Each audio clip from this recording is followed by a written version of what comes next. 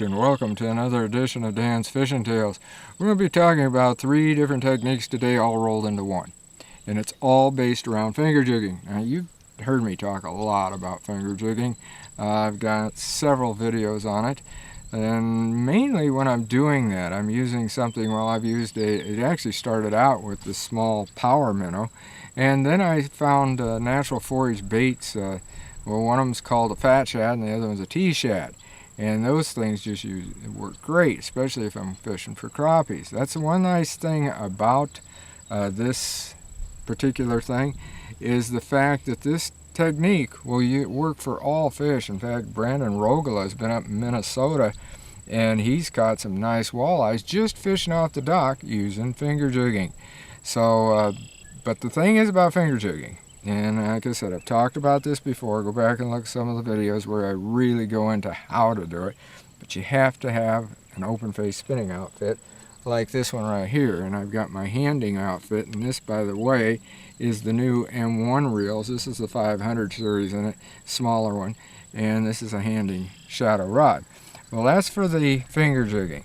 But what we're going to do is we're going to combine darting with just a straight pull and the finger jigging. Now, if you're just going to use darting and a straight pull, then you can go to a casting outfit like this Magic Soul one I've got here. This is a lightweight sort of an outfit, perfect for this finesse style fishing. But today, instead of using the T-shad or the FT shad, or not the FT shad, because you can't do that with an FT shad, but it's bigger, we're going to use a 4-inch worm. Now, there's a few others that are good too. Normally with this, I use a head like this one right here, which is a B Fishing H2O head. And it works very well for the finger jigging and the darting and all that. I don't really know what these fish are going to hit on. They've been really, really spooky today. We've had some strange weather. Major front went through last night. Storms of all sorts. And today, I just got an alert on my phone that said to be watching for funnel clouds and possible weak tornadoes. And that's always nice to know while you're out here like this. And I can see a cloud right over here, which I don't think you can see. But it looks like it could have something like that. Pretty doggone dark and just weird looking. There's a little point sticking out of it. So who knows? You may get to see one right here on Dan's Fishing Tales. But we're going to start out with this, and like I said, you're going to combine them. And I'm going to talk to you right now about combining them. Why would I combine the 3 of them? A straight pull, and especially with anything, you take a look at minnows. Watch them. What do? If they're relaxed and nothing's bothering them, they're just going along real slow, nothing about it. Then get them a little bit more excited, and it'd be more like the finger jigging when it's going along like this. Because that's how it does. It's a constant rhythm. It's done with your finger on your spinning outfit. Now, if you can want just a way to trigger those fish into striking, and like I said, these will work for any species at all. As I said, Brandon Rogala there, he got some nice ones using finger jigging. I think I told you about that. He's fishing off a dock, and he's catching walleyes. Anyway, it works like that, and what the darting does is it triggers that instinctive strike, because all of a sudden it just darts like that, where it's been going along like this or just going along straight, and it darts. It puts them in a panic mode, like, oh, something here, I better grab that one before somebody else gets it, and bang, the bass will hit. Bass, crappie, or whatever, in this case, walleye. We're not going to get walleye here. Hopefully we'll get some bass. But we're going to start out with the spinning outfit first. And I think I'm just going to start with straight finger jigging and see if that works. And if it doesn't, I'll slow it down every now and then with just the straight retrieve. Now, if I use my casting outfit, I'm only going to do 2 things, dart and just straight retrieve. Maybe pump. That's completely separate from what we're talking about otherwise. So let's get this spinning outfit, and I'm going to see if I can catch a fish.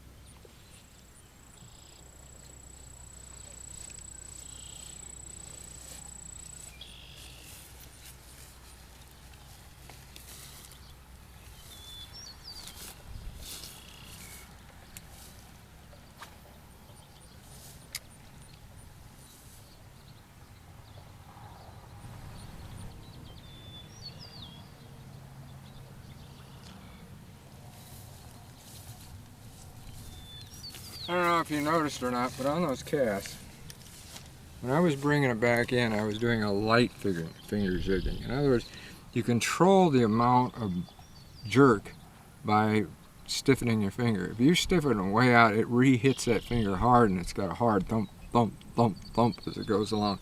Otherwise, it's just kind of a thump, thump, thump, thump, thump, thump, like that. So I was doing a little lighter for one reason. There's a lot of coontail that I'm fighting here today. And it's been kind of a royal pain with this. But now I'm going to dart it just to see if maybe, because the darting, you just kind of sweep it like that. Just give it a sweep.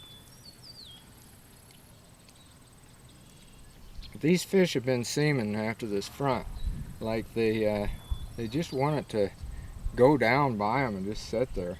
That's what works good with like the limit getter that we were doing another video on. I'm trying to fish some weed lines over there that but again, they were hitting differently. Oh, there was one hit.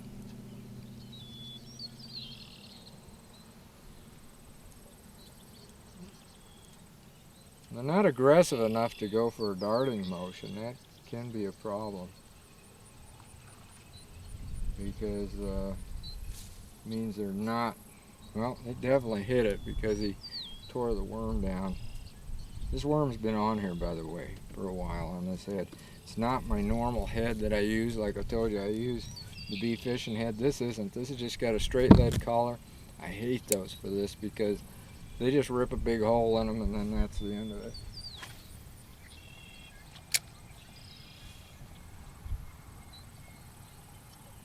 I did get a hit though while darting, so we're going to stick with the darting for a bit and maybe just change it up. Now use the finger jigging here. Ooh, there was a hit. So maybe they'll go for the finger jigging.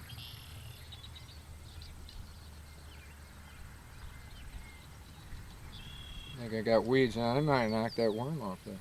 That was a pretty good hit. Nope, still got it, but it did bring it down. And like I said, that's the problem with using a lead collar. Because if you notice with a lead collar, you got, in a small worm like this, when you poke that in there, you just put a pretty doggone good hole in there. And they're not real sharp. They just got kind of like a lead barb. That's why I like using the bee fishing head where it has that wired barb, and that's what I have over there on that other one. We may end up using that in just a little bit here.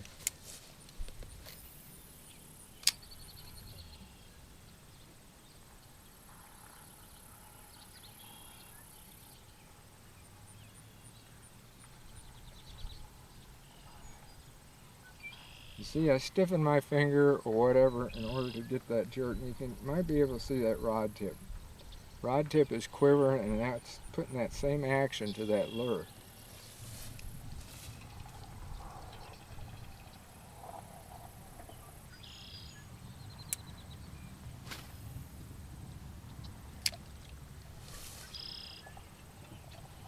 Oh, there we go. I was using finger jigging on it. I really don't know the size of the fish.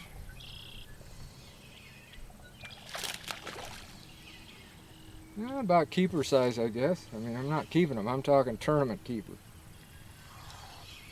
It'd be like a limit you get, and then go for your kicker fish.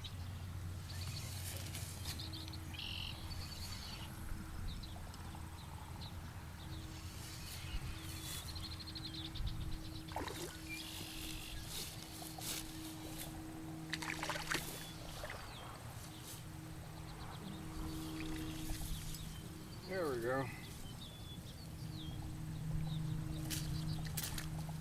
Yeah, that's what I got. For this lake, that would be just a keeper. So you'd have your fish. You just have to go for a kicker in a tournament.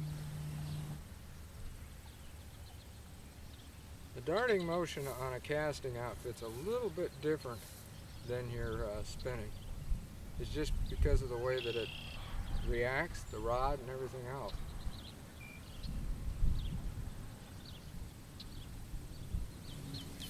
Since I actually caught the fish, it seemed like I was getting hits on the finger jigging, and I can't do that with the casting outfit. I'll either go back to that, or I'm just going to try a straight pull to take it along real slow. See if that makes a difference.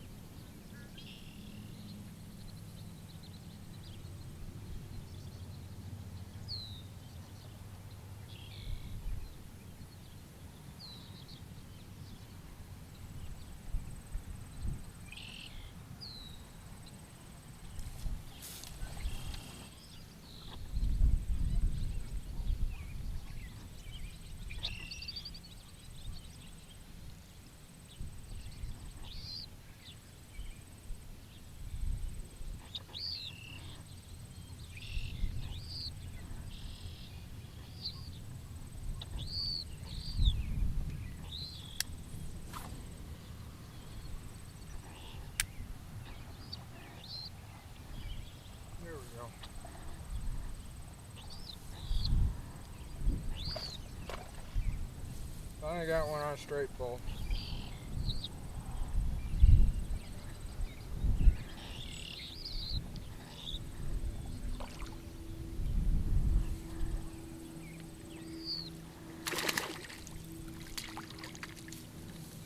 There we go.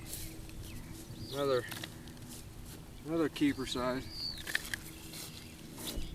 Tournament keeper, I should say. So I would have a weight. But tell you, here's the funny thing. It hit on that straight pull, but it did not hit as good as what it did when I was finger jigging. So I really think that finger jigging is what's working best. The darting, it just seems like it kind of spooks them off. I don't get it. But this one got hooked pretty good. It's all wound around. Here we go. Get it out of there.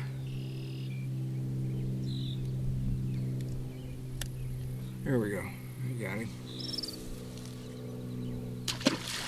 Anyway, like I said, and he threw the worm off. New worm. I don't know what it is with these heads right now. They're doing it to everything that I've got. Didn't do that before. But anyhow, one of the things too, because it just dawned on me on Texas rigging. Now, Texas rigging really isn't something to use these techniques with. You can a bit, but not real well. You're better off with a jig head, just like this. And in this case, I really think that today anyway, you'd be better off using the spinning rig so that you can use finger jigging, because I caught the fish right there on a straight pull. Darting action just won't hack it. I've darted it, and I think it's kind of spooked off. I did the same thing with the spinning rig. I darted it, nothing. As soon as I start finger jigging, and that's that in-between one, that's from straight pull to darting, and that in-between one is the one I think that's triggering them today. I really, really do. In fact, since I still got no, I don't. I lost my bait on that one, didn't I? I was going to say, since I got a bait, well, we'll put one on, and we'll just see what it does with the finger jigging. We've got a shortened worm, and that's another tip I'd throw to you. Always, people know that if you shorten worm, a lot of times you can get more fish because it's a little shorter worm. Well, that's true. That might be what we run into, because what I did is I got a worm that's probably shortened about an inch, and it's still got enough plastic, thick body, that I can use this collar. I don't like the collar on it, and this is a June bug color, and this will work perfect for finger jigging, because a little bit shorter a lot of times works good, and it's got a little bit difference in the body, and that's what we're going to try.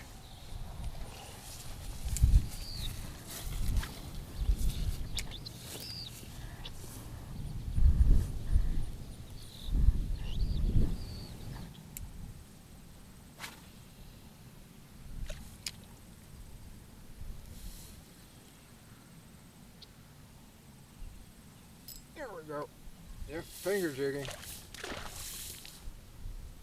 That's what they want. I took it over the top of the weed pile out there.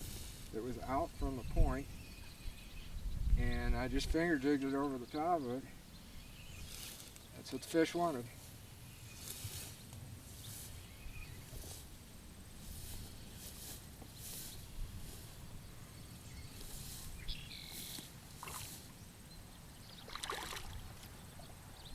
I think he's a little bit bigger fish. Yeah. And now that fish really took that. He wanted it. I mean, it's not too deep that I can't get it out, but that fish was very aggressive on the finger jigging. So that showed you the difference. I mean, you could see I'd been darting it, I'd been pulling it, and everything else. There he is. But he was very aggressive when I started finger jigging it. And I was able even to move out away from the shore a little bit more. There's a big weed pile out there just so far off that point that goes into this cove. And that's what I brought this across the top of. Before, I was just darting it across there, nothing. Finger jigged it, and boom, we got that fish. So anyway, that gives you an idea of what I do in taking these three techniques, finger jigging, straight pull, and darting, and putting it all into one. Just remember, the only way you can do all three is to use the spinning tackle. But with the casting, you can sometimes be a little bit more accurate. And the darting action is much different than it is on that. I know it's hard to figure that, but it is. It's because of the way the rod's set up and everything else. I think the darting action is actually a little more aggressive on the casting outfit. So if they're really being triggered off by darting, then probably casting would be the way you go. Also, with me, if I was getting bigger fish using it, I'd rather have my casting outfit. As I said, there's some ideas for you, and talking to you a little bit about darting, finger jigging, and straight pull. And that's what you do to come by them. So until next time, get out of the water and enjoy a great day of fishing.